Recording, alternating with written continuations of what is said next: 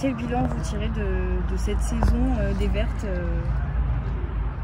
Le bilan qu'on va retenir de cette saison, c'est un maintien, même s'il a été acquis dans la douleur. J'aurais forcément eu envie qu'on l'obtienne un peu plus rapidement. Voilà, on l'a obtenu contre Strasbourg sur l'avant-dernière journée avec un but dans les arrêts de jeu. Malgré tout, on a savouré ce maintien. Je retiendrai aussi notre parcours en Coupe de France parce que malgré tout, on a fait une demi-finale où on a fait douter le Paris Saint-Germain jusqu'à la fin et on a pris ce but dans les arrêts de jeu. Donc voilà, je retiendrai le positif et je me dis que c'est une saison qui sera riche d'enseignements. Et donc vous avez repris l'équipe en cours de saison. Comment justement vous y êtes pris pour avoir et obtenir tous ces objectifs? Déjà, la première chose, c'est que je m'y attendais pas. Je m'y attendais pas. Après, voilà, le club a pris une décision. On m'a demandé de prendre ce rôle-là, ce que j'ai fait. Et puis voilà, encore une fois, c'est dans l'intérêt du club et l'objectif, c'est de maintenir ce club. Donc voilà ce que je peux vous dire. Après, pas plus par rapport à ça. Et là, donc, c'était votre dernier match à la tête des Vertes à Guingamp. La suite, vous l'envisagez comment? Déjà, j'aurais aimé qu'on aille chercher une victoire à Guingamp. Malheureusement, c'est un match qui reflète notre saison. On part avec 15 joueuses. On prend un but à la fin de match alors qu'on mène 2-1. Voilà, c'est un match à l'image en fait de notre saison. Maintenant, comment j'envisage, on va dire, cette fin de saison et la saison prochaine, je suis en discussion avec mes dirigeants. Et puis on va voir ce que ça donnera dans les jours ou les semaines à venir. Est-ce que vous souhaiteriez par exemple passer le diplôme pour vraiment coacher une autre équipe de D1? C'est un souhait. C'est un souhait de ma part de passer le concours pour le diplôme d'entraîneur supérieur à Clairefontaine. Là, j'y vais le 21. Donc après, voilà, c'est l'entonnoir, il y a du monde, il y a des coachs qui sont compétents. Voilà, j'y vais avec la conviction d'essayer de rentrer en formation et puis on verra par la suite les portes que ça pourra m'ouvrir. Le bilan, il n'est pas forcément positif sur le passage, en tout cas au championnat.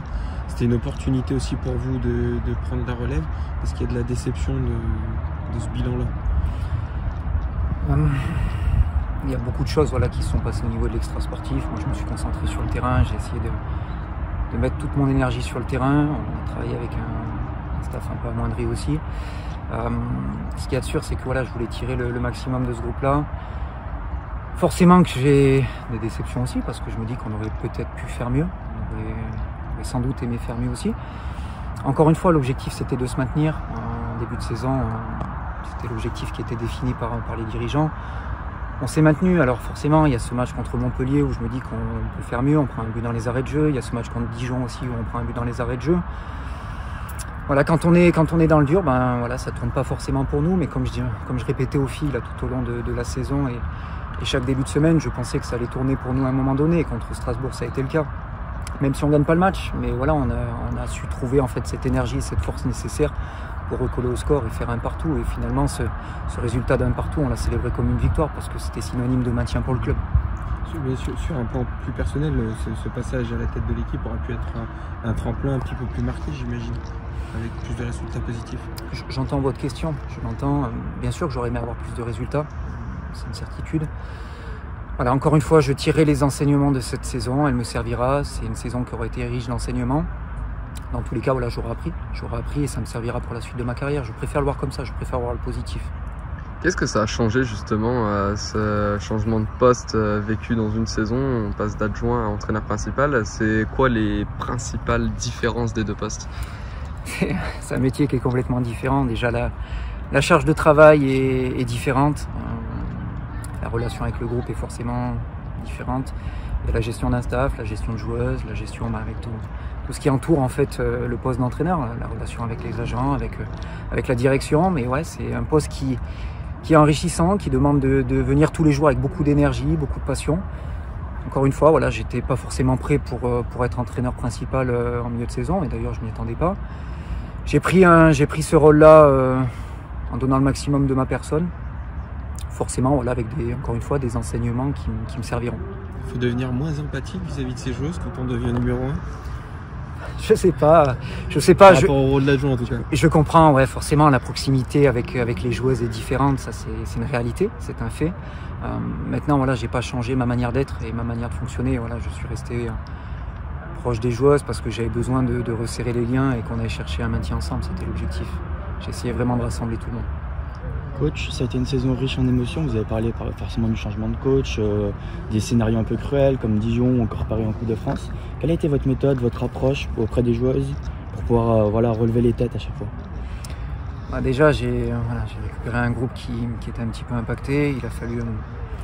Il a fallu trouver les justes mots, en fait, ou les mots justes pour arriver à impliquer tout le monde. Et forcément, quand on accumule des défaites sur des fins de match comme ça, forcément que ça laisse des traces à un moment donné. L'objectif, encore une fois, comme je disais aux filles, il y a des équipes qui étaient derrière nous, qui étaient relégables. Alors même si on ne prenait pas forcément de points, les autres n'avançaient pas forcément derrière. Et je leur disais que ça allait tourner pour nous à un moment donné, que les semaines d'entraînement étaient cohérentes, qu'elles étaient correctes, qu'on avançait, que les filles étaient impliquées dans le projet.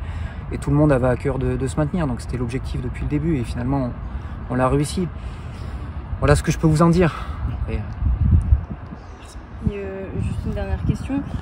Le groupe va sûrement évoluer par rapport à la saison prochaine, mais est-ce que vous êtes quand même confiante pour elles pour l'année prochaine? Vous pensez que, encore une fois, elles vont arriver à se maintenir et peut-être même faire mieux? Encore une fois, je pense au club.